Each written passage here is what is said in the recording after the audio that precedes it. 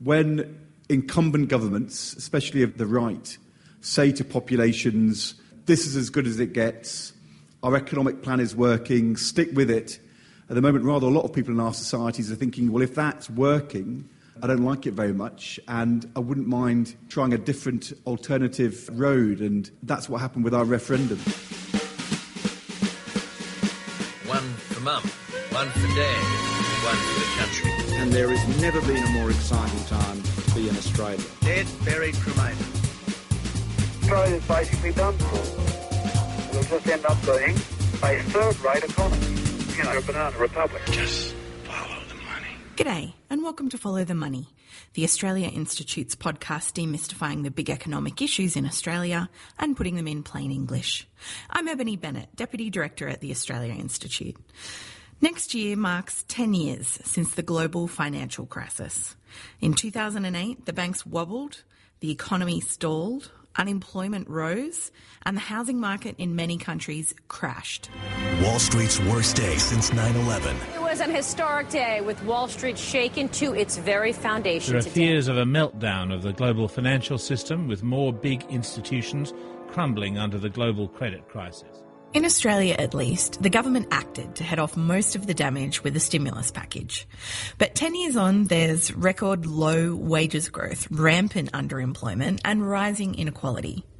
Now the dominant narrative of trickle-down economics is in trouble right across the political spectrum. As the rise of Donald Trump, the vote for Brexit, the embrace of, quote, good debt and bank taxes makes clear, not even the political right believe in neoliberalism anymore. As we approach the 10-year anniversary of the GFC, we at the Australia Institute thought it was time to reflect on what, if anything, we have learned from the GFC. So, working together with the Chifley Research Centre, we invited the UK's former Shadow Chancellor of the Exchequer, Ed Balls, to tour Australia's East Coast for a series of public talks. Good evening. Thank you all for coming this evening. You're about to hear an edited version of the public talk Ed Balls and the former Treasurer Wayne Swan gave at Melbourne Town Hall on August the 22nd, presented in partnership with Guardian Australia. Hosted by the editor of Guardian Australia, Lenore Taylor, who was battling a cold, the evening began by asking Ed Balls to explain exactly how the 28th of April came to be named Ed Balls Day. Well, it's all a mistake, really. 6 years ago now, I was in a supermarket in Britain called Asda at 5 p.m, and somebody in my office had said I had to search something on Twitter, and I'd searched my name, as they told me to, and then I was shopping in Asda, and then my phone rang, and they said, what on earth have you done? And it turned out that my phone spontaneously had chosen to tweet my name, Ed Balls. And it's now been retweeted over 100,000 times.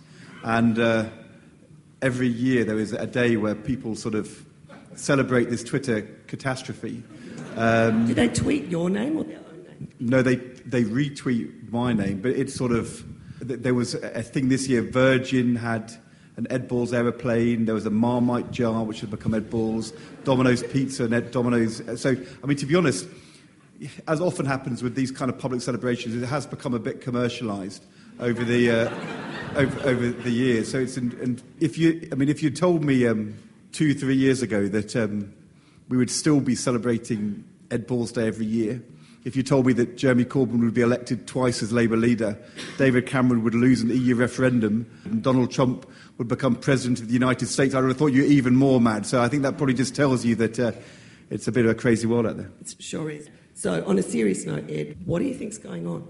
Well, I think if you take a year ago, our country voted to leave the European Union, to leave an economic trading arrangement with our main trading partners, and after 40 years of kind of deep integration, it was a very unexpected decision. It was a decision which the government had said was a very bad idea. The Bank of England, most of business, most of the financial sector, the IMF, President Obama, our European partners, everybody said don't do it. The country voted by 52% to 48% to leave the EU. And I think when you look hard at why this is going on, when incumbent governments, especially of the right, say to populations, this is as good as it gets, our economic plan is working, stick with it, at the moment, rather a lot of people in our societies are thinking, well, if that's working, I don't like it very much, and I wouldn't mind trying a different alternative road. And that's what happened with our referendum. I reckon there's three things which drive that decision, which have relevance here. First of all, it happened against the background of a global financial crisis, which in our case led not to an ongoing stimulus as Wayne delivered here, but to a deep recession. And a deep recession which then gave way to a government in 2010 which rejected growth policies and went for austerity. And the result is a long period where the economy didn't grow very strongly, and also where the deficit didn't come down, and a sort of sense that the governing elite hadn't really delivered. So when last year people in authority said, this is a good idea, lots of people said, yeah, but you said that you had things under control before, and that went wrong. So that's one factor.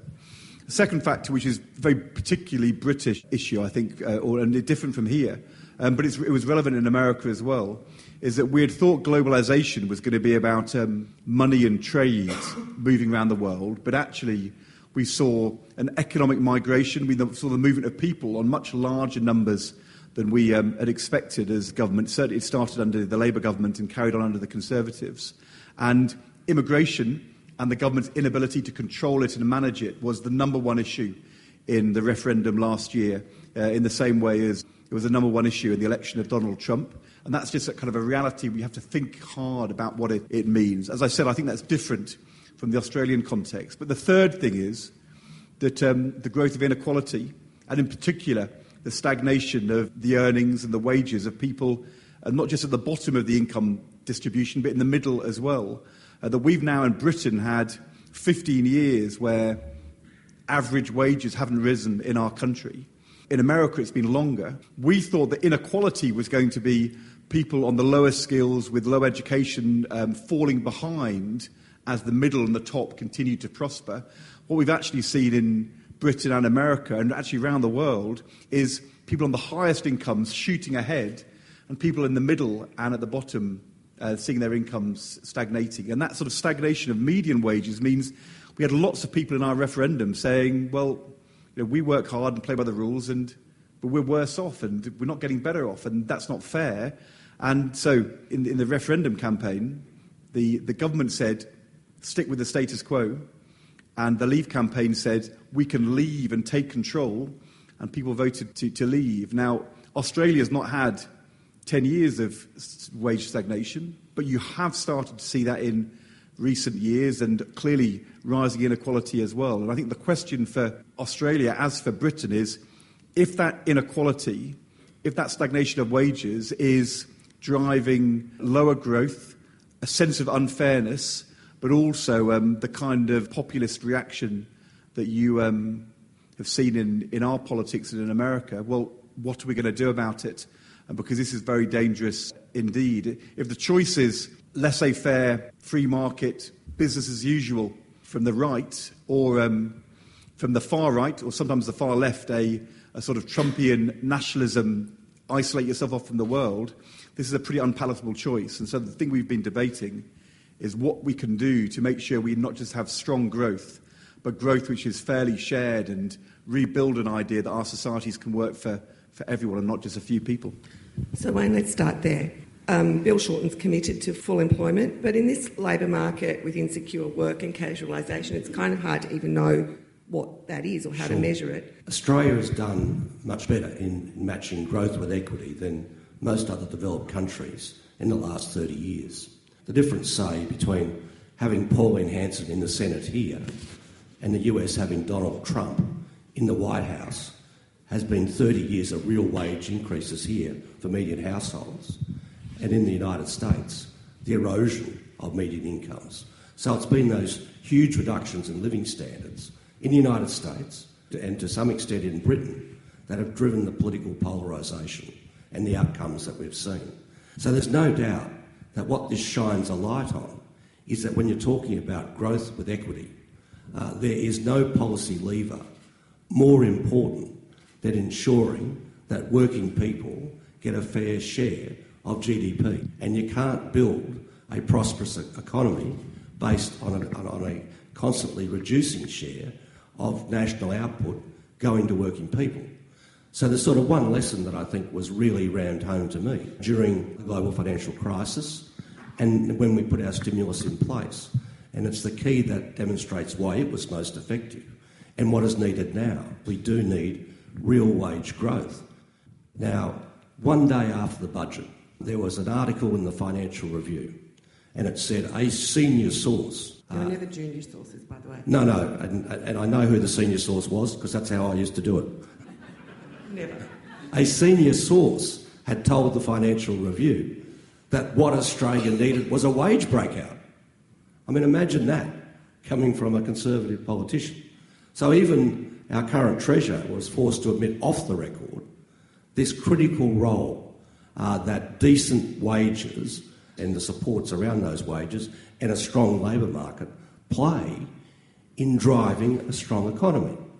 And of course that was recognised in the way in which we constructed our stimulus as well, with such spectacular results.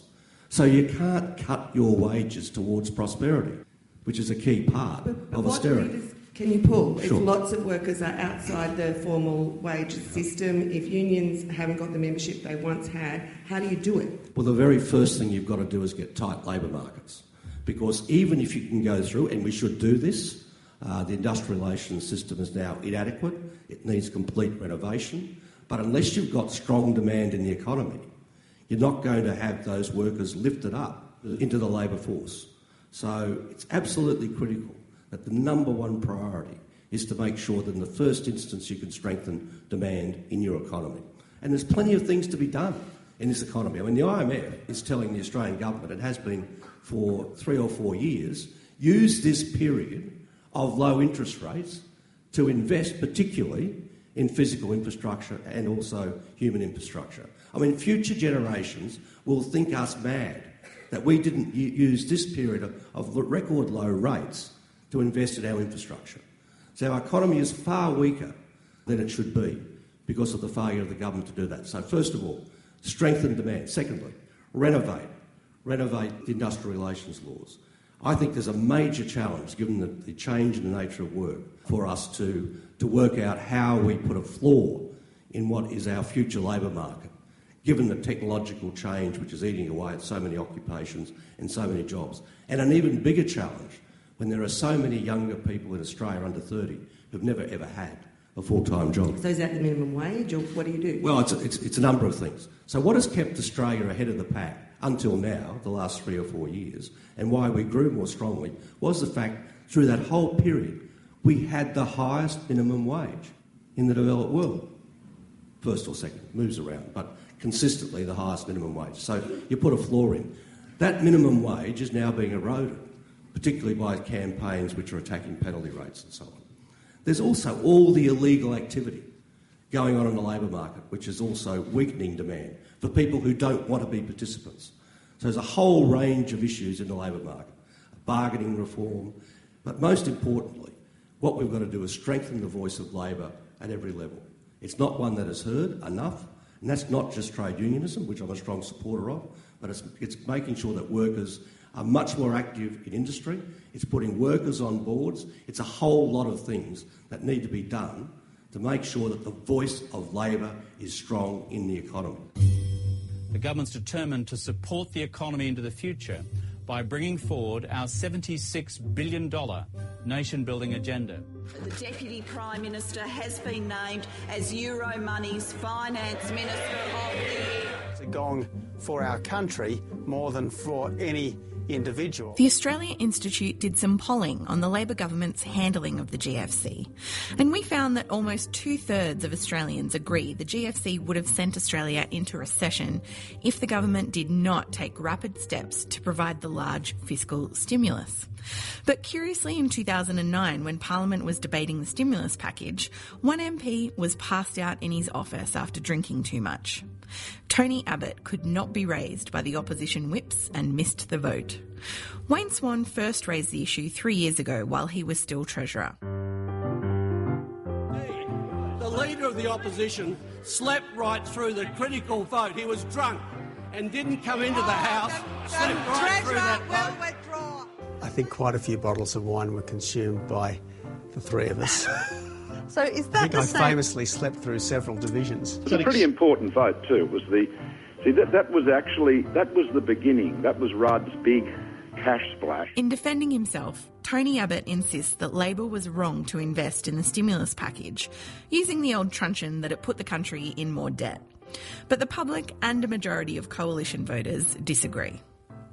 A new report on growing inequality by the Australia Institute's senior economist Matt Grudnoff shows that over the last 19 years, only the top 10% of income earners have seen their incomes rise.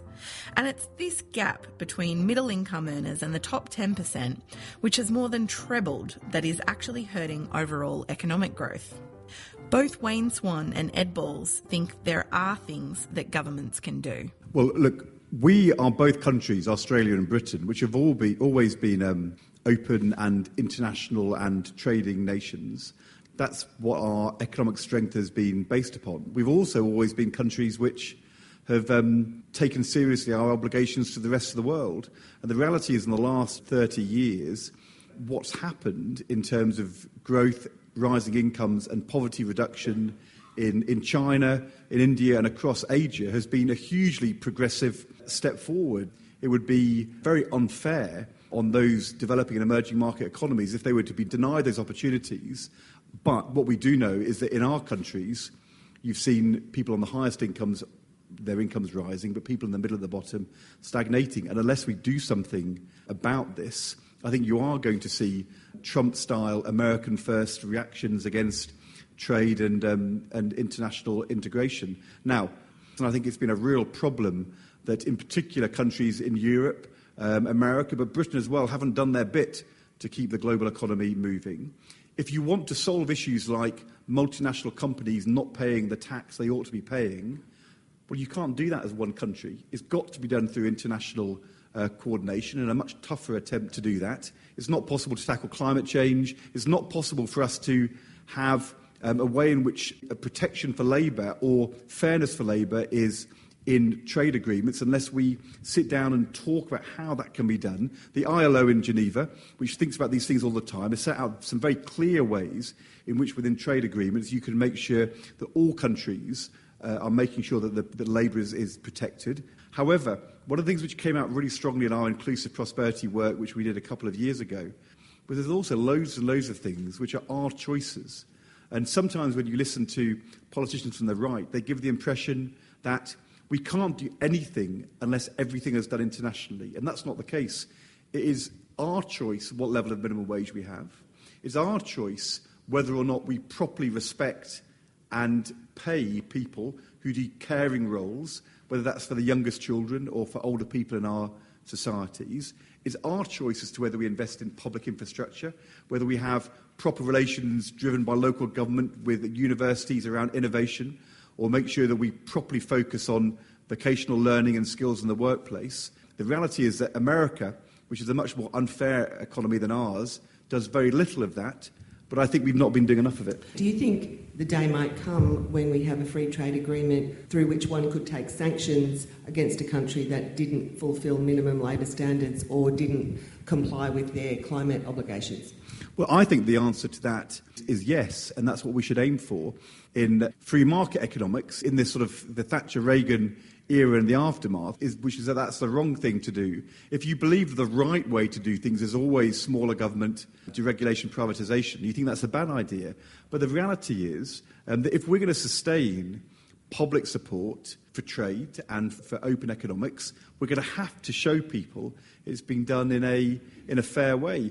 If you as a country are not taking proper action to tackle child labour, you shouldn't then be trading cheap goods. Yeah. Exactly. I don't think it's right to say that everybody must have the same levels of protection or the same minimum wage, but that doesn't mean that we can't say there are certain basic processes or things which countries should do if they're going to be part of the system. If not, you end up with the kind of reactive nationalism which is so damaging to progress and progressive politics. Right.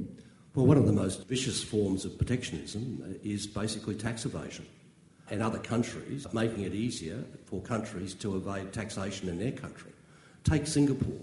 It's just become a very sophisticated tax haven, which large multinationals in Australia use to avoid tax in Australia. So the use of taxation regimes to make economies more competitive is just a beggar thy neighbour policy and no different from erecting high tariffs against other countries. While we're on inequality, I wanted to ask you, Wayne, about the very lowest income levels and poverty. In Australia, that is largely people on unemployment benefits because the level of New Start remains a long way below the poverty line.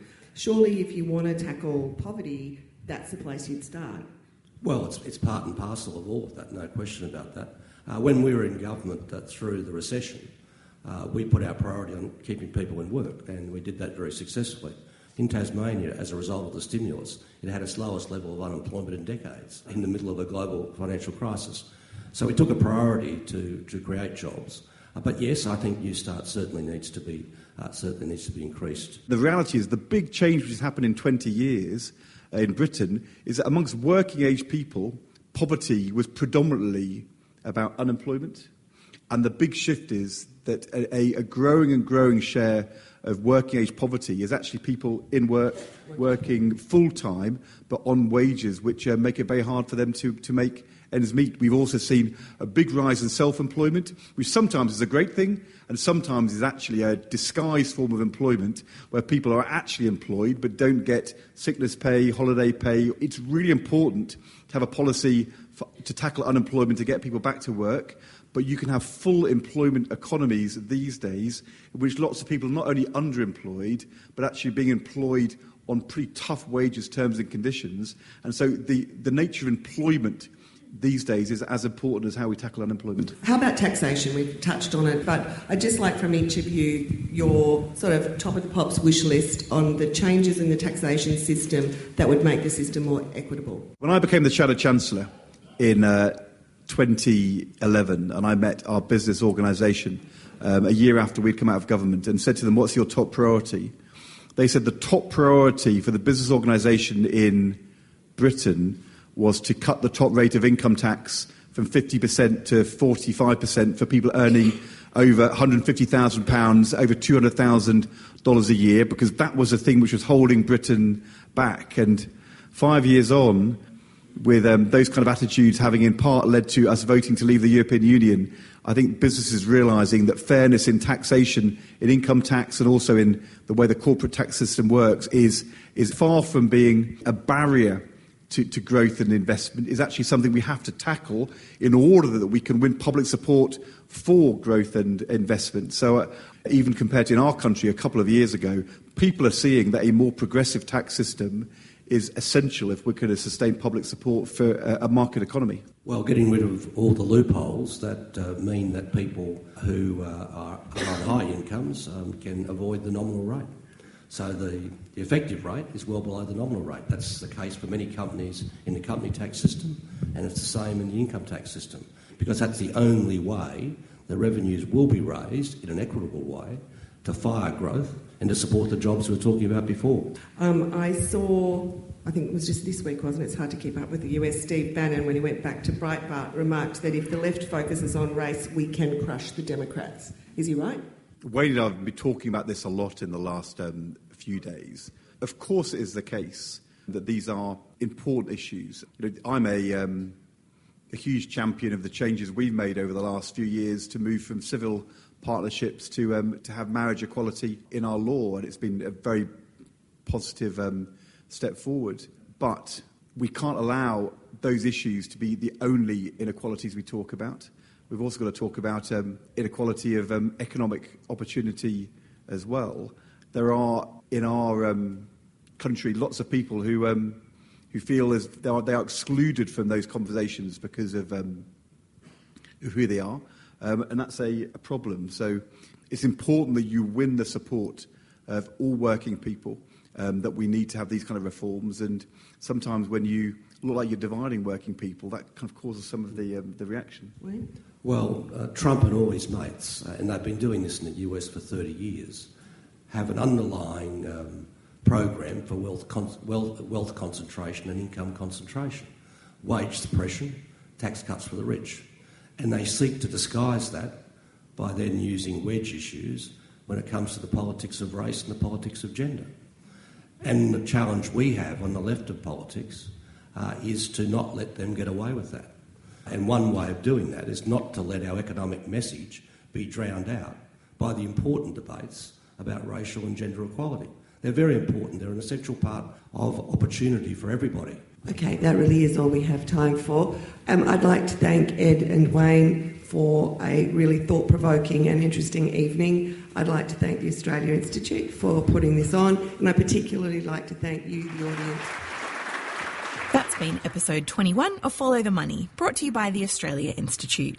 For further information about our report on growing income inequality or our survey on the government's handling of the GFC, head on over to our website at tai.org.au. And here you'll also find previous podcast episodes.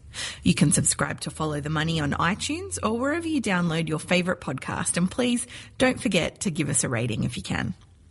We'd like to thank Lenore Taylor from Guardian Australia for hosting the live event in Melbourne.